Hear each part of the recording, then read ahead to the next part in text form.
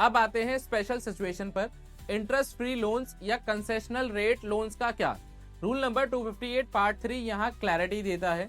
अगर loan interest free दिया गया है, जैसे टेक्निकल एजुकेशनल इंस्टीट्यूशंस को हॉस्टल कंस्ट्रक्शन के लिए, तब सैंक्शन लेटर में क्लियर कंडीशन होगी कि प्रॉम्प्ट रिपेमेंट मैंडेटरी है, और अगर डिफॉल्ट होता है तो फिर गवर्नमेंट के प्रिस्क्राइब रेट्स पर इंटरेस्ट चार्ज होगा। और अगर लोन कंसेशनल रेट पर दिया गया है तो जो डिफरेंस है नॉर्मल रेट और कंसेशनल रेट के बीच का, वो बेनिफिट तभी मिलेगा जब बोरोवर टाइम पर प्रिंसिपल और इंटरेस्ट रीपे करे।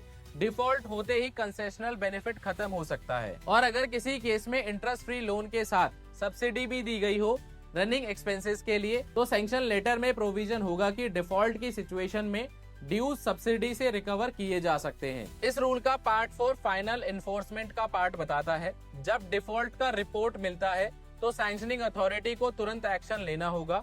डिफॉल्ट रेमेडी करने के स्टेप्स और पीनल या हायर इंटरेस्ट इन्फोर्स करने का डिसीजन।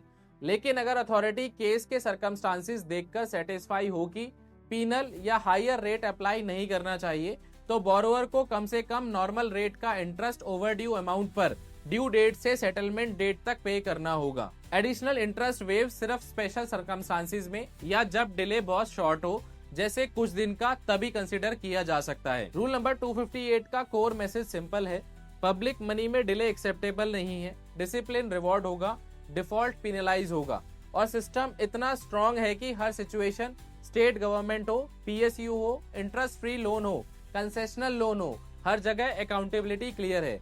लोन लेना आसान हो सकता है, लेकिन रूल नंबर 258 के बाद एक बात क्लियर है, डिफॉल्ट करना महंगा पड़ेगा।